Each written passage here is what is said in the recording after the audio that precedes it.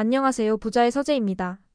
오늘은 헤르만 헤세의 마지막 작품이자 그의 철학과 예술관이 집약된 소설 유리알 유에 대해 이야기해보려고 합니다. 살면서 한 번쯤 세상 모든 지식과 예술을 완벽히 아우를 수 있다면 어떤 모습일까? 라는 생각을 해보신 적 있으신가요? 헤르만 헤세의 소설 유리알 유이는 바로 그 질문에서 출발하는 작품입니다. 이 책의 주인공 요제프 크네이트는 지식과 예술, 내면적 깨달음이 하나로 연결된 이상적인 세상을 꿈꿉니다. 하지만 그 이상 세계의 중심에서 그는 인생의 진정한 의미를 찾아가는 깊은 여정을 시작하게 되죠. 그 여정은 단순히 공간을 이동하거나 직업을 바꾸는 이야기가 아닙니다. 그것은 존재의 본질을 되묻는 내면의 전환이고 자신이 속한 완벽한 질서의 균열을 감지하고 그 안에서 자기 정체성과 인간성을 다시 세워가는 이야기입니다.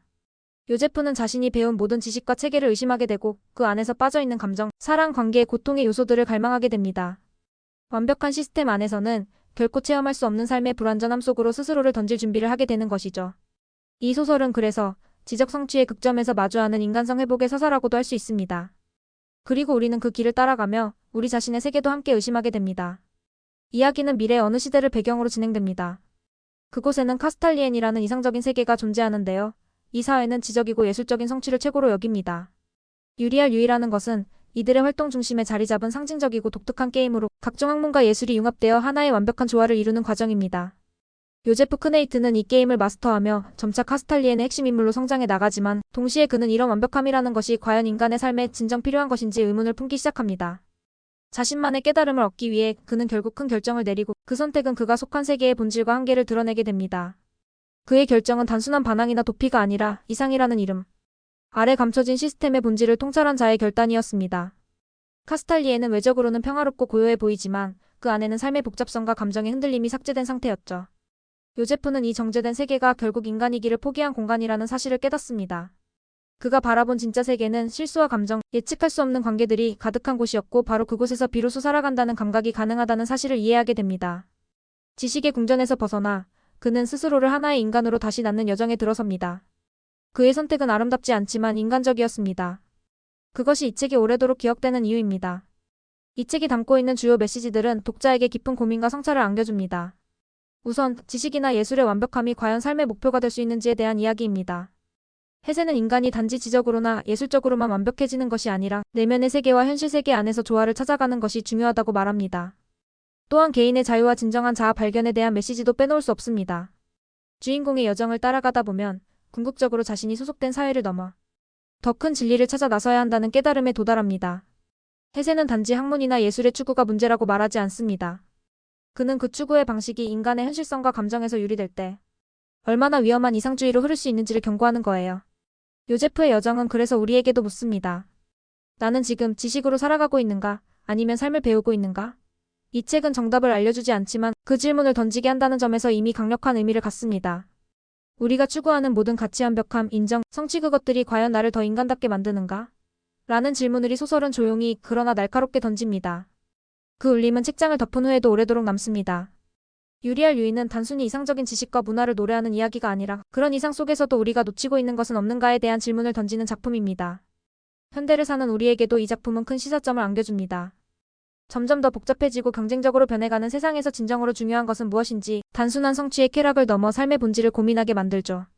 책 속에서 주인공의 선택은 우리에게도 때로는 익숙한 안락함에서 벗어나 더 넓은 시각을 가져야 한다는 용기를 줍니다. 우리의 일상도 어쩌면 카스탈리엔과 닮아 있습니다. 결정된 루틴, 반복되는 과제, 감정 없이 쌓이는 정보들. 성공을 위해 달려가지만 왜인지 삶이 비어있다고 느끼는 순간들. 그럴 때 유리알 유이는 다시 읽어볼 만한 책이 됩니다. 혹시 나도 지금 지식이라는 유리알만 돌리고 있는 건 아닐까? 주인공의 용기는 완벽한 시스템을 깨는 데 있지 않고 스스로 선택한 삶을 감당하겠다는 태도에서 나옵니다. 그 용기는 오늘을 살아가는 우리에게도 반드시 필요한 힘입니다. 우리가 너무 익숙해진 세계에서 스스로를 깨우는 일. 바로 그게 요제프가 떠났던 진짜 이유일지도 모릅니다. 이 책을 읽은 많은 독자들은 처음엔 내용의 깊이와 철학적 메시지에 놀라며 약간 낯설게 느낄 수도 있지만 읽으면 읽을수록 저마다 다른 방식으로 이 이야기가 자신에게 주는 울림을 발견합니다. 누군가는 지식에만 몰두했던 자신의 생활을 돌아보게 되고 또 누군가는 카스탈리엔의 이상세계에 매료되면서도 그 속에 숨어있는 허상의 틈을 발견합니다. 어떤 독자는 이 책을 통해 자신이 지금 살아가고 있는 완벽한 일상이 얼마나 많은 결핍 위에 서 있는지를 처음 깨닫게 됩니다. 또 어떤 독자는 요제프의 결정을 통해 자신도 언젠가 한 번쯤은 안전한 삶의 구조를 넘어서야 한다는 불편하지만 중요한 메시지를 받아들이게 되죠. 책을 덮고 나서도 마음 한구석이 묵직해지는 건 단지 문장의 아름다움 때문이 아니라 그 문장들이 던지는 질문이 아직 끝나지 않았기 때문입니다. 이 책은 그런 의미에서 질문으로 남는 고전입니다. 여러분은 혹시 이 책을 이미 읽어보셨나요? 혹은 이 영상을 보고 처음 알게 되셨나요? 여러분이 보시기에 유리알 유이가 우리 삶에 어떤 영향을 미칠 수 있을지 궁금합니다. 여러분에게 이상적인 삶이란 어떤 모습인가요? 요제프 크네이트처럼 완벽함 속에서 균형을 찾으려 애쓰는 모습일까요? 아니면 더 큰 진리를 찾아 익숙함을 떠나려는 용기일까요? 이 책을 통해 여러분만의 답을 찾을 수 있다면 좋겠습니다. 감상이나 의견을 댓글로 남겨주시고 서로의 생각을 공유해보는 것도 재미있을 것 같아요. 여러분의 이야기를 기다릴게요. 이 영상이 단 한 분에게라도 그런 깊은 질문 하나를 남길 수 있다면 그것만으로도 큰 의미가 있을 것 같아요. 책은 읽는 것에서 끝나지 않고 읽은 후 나는 지금 어떤 사람인가? 를 묻게 할 때 비로소 우리 삶에 스며든다고 믿습니다. 여러분이 이 책을 통해 마주한 생각, 감정 혹은 질문이 있다면 그걸 나눠주시는 것만으로도 큰 울림이 될 거예요. 우리는 서로의 질문을 통해 서로의 삶을 조금 더 이해할 수 있으니까요. 여러분의 한 문장이 누군가의 마음을 움직일 수 있습니다. 여러분은 지금 어떤 삶을 살고 계신가요? 지성으로 무장한 완벽한 세계 안에서 스스로를 통제하고 있나요? 아니면 불완전하고 혼란스럽지만 살아있다는 걸 느끼는 날들 속에 계신가요? 유리알 유이는 말합니다. 삶이란 배움이자 떠남이며 결국 돌아옴이라고요. 이 책을 통해 여러분 자신에게 던지는 질문 하나만 생겨도 그건 이미 이 책이 준 가장 큰 선물일지도 모릅니다. 마음 깊은 곳에 오래 남을 이야기였습니다. 여러분의 감상과 생각 댓글로 나눠주세요. 함께 사유하고 함께 성장해요. 감사합니다. 부자의 서재였습니다. 한 번 더 재생됩니다. 안녕하세요. 부자의 서재입니다. 오늘은 헤르만 헤세의 마지막 작품이자 그의 철학과 예술관이 집약된 소설 유리알 유이에 대해 이야기해보려고 합니다. 살면서 한 번쯤 세상 모든 지식과 예술을 완벽히 아우를 수 있다면 어떤 모습일까? 라는 생각을 해보신 적 있으신가요? 헤르만 헤세의 소설 유리알 유이는 바로 그 질문에서 출발하는 작품입니다.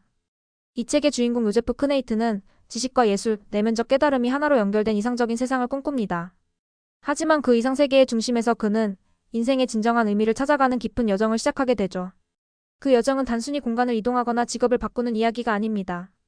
그것은 존재의 본질을 되묻는 내면의 전환이고 자신이 속한 완벽한 질서의 균열을 감지하고 그 안에서 자기 정체성과 인간성을 다시 세워가는 이야기입니다. 요제프는 자신이 배운 모든 지식과 체계를 의심하게 되고 그 안에서 빠져있는 감정, 사랑, 관계, 고통의 요소들을 갈망하게 됩니다. 완벽한 시스템 안에서는 결코 체험할 수 없는 삶의 불완전함 속으로 스스로를 던질 준비를 하게 되는 것이죠. 이 소설은 그래서 지적 성취의 극점에서 마주하는 인간성 회복의 서사라고도 할 수 있습니다. 그리고 우리는 그 길을 따라가며 우리 자신의 세계도 함께 의심하게 됩니다. 이야기는 미래 어느 시대를 배경으로 진행됩니다. 그곳에는 카스탈리엔이라는 이상적인 세계가 존재하는데요. 이 사회는 지적이고 예술적인 성취를 최고로 여깁니다.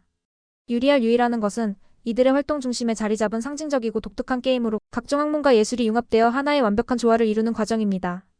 요제프 크네이트는 이 게임을 마스터하며 점차 카스탈리엔의 핵심 인물로 성장해 나가지만 동시에 그는 이런 완벽함이라는 것이 과연 인간의 삶에 진정 필요한 것인지 의문을 품기 시작합니다. 자신만의 깨달음을 얻기 위해 그는 결국 큰 결정을 내리고 그 선택은 그가 속한 세계의 본질과 한계를 드러내게 됩니다.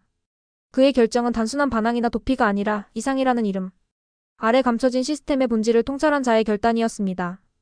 카스탈리에는 외적으로는 평화롭고 고요해 보이지만 그 안에는 삶의 복잡성과 감정의 흔들림이 삭제된 상태였죠. 요제프는 이 정제된 세계가 결국 인간이기를 포기한 공간이라는 사실을 깨닫습니다. 그가 바라본 진짜 세계는 실수와 감정, 예측할 수 없는 관계들이 가득한 곳이었고 바로 그곳에서 비로소 살아간다는 감각이 가능하다는 사실을 이해하게 됩니다. 지식의 궁전에서 벗어나 그는 스스로를 하나의 인간으로 다시 낳는 여정에 들어섭니다.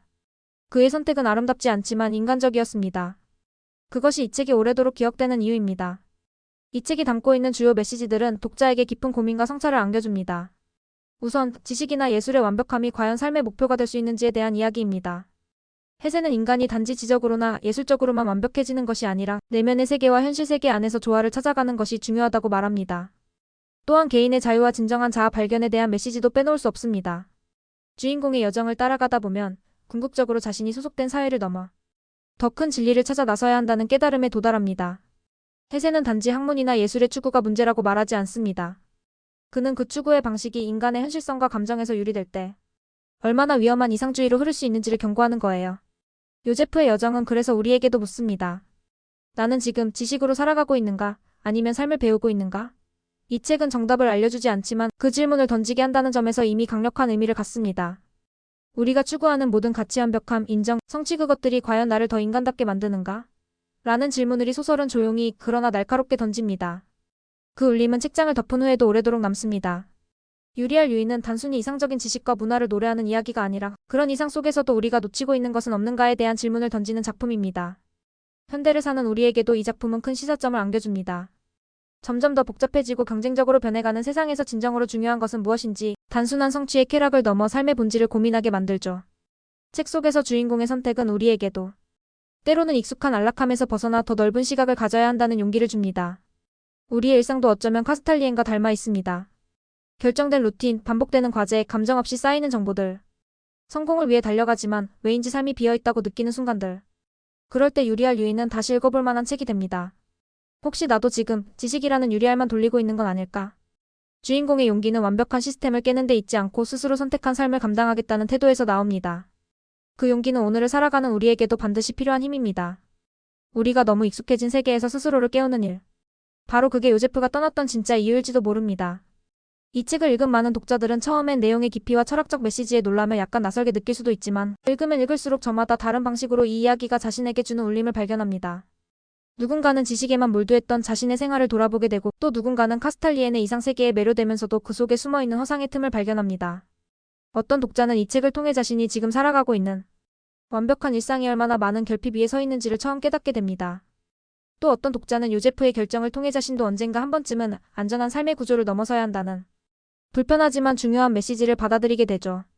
책을 덮고 나서도 마음 한구석이 묵직해지는 건 단지 문장의 아름다움 때문이 아니라 그 문장들이 던지는 질문이 아직 끝나지 않았기 때문입니다. 이 책은 그런 의미에서 질문으로 남는 고전입니다. 여러분은 혹시 이 책을 이미 읽어보셨나요? 혹은 이 영상을 보고 처음 알게 되셨나요? 여러분이 보시기에 유리알 유이가 우리 삶에 어떤 영향을 미칠 수 있을지 궁금합니다. 여러분에게 이상적인 삶이란 어떤 모습인가요? 요제프 크네이트처럼 완벽함 속에서 균형을 찾으려 애쓰는 모습일까요? 아니면 더 큰 진리를 찾아 익숙함을 떠나려는 용기일까요? 이 책을 통해 여러분만의 답을 찾을 수 있다면 좋겠습니다. 감상이나 의견을 댓글로 남겨주시고 서로의 생각을 공유해보는 것도 재미있을 것 같아요. 여러분의 이야기를 기다릴게요. 이 영상이 단 한 분에게라도 그런 깊은 질문 하나를 남길 수 있다면 그것만으로도 큰 의미가 있을 것 같아요. 책은 읽는 것에서 끝나지 않고 읽은 후 나는 지금 어떤 사람인가? 를 묻게 할 때 비로소 우리 삶에 스며든다고 믿습니다. 여러분이 이 책을 통해 마주한 생각, 감정 혹은 질문이 있다면 그걸 나눠주시는 것만으로도 큰 울림이 될 거예요. 우리는 서로의 질문을 통해 서로의 삶을 조금 더 이해할 수 있으니까요. 여러분의 한 문장이 누군가의 마음을 움직일 수 있습니다. 여러분은 지금 어떤 삶을 살고 계신가요? 지성으로 무장한 완벽한 세계 안에서 스스로를 통제하고 있나요? 아니면 불완전하고 혼란스럽지만 살아있다는 걸 느끼는 날들 속에 계신가요? 유리알 유이는 말합니다. 삶이란 배움이자 떠남이며 결국 돌아옴이라고요. 이 책을 통해 여러분 자신에게 던지는 질문 하나만 생겨도 그건 이미 이 책이 준 가장 큰 선물일지도 모릅니다. 마음 깊은 곳에 오래 남을 이야기였습니다. 여러분의 감상과 생각 댓글로 나눠주세요. 함께 사유하고 함께 성장해요. 감사합니다. 부자의 서재였습니다.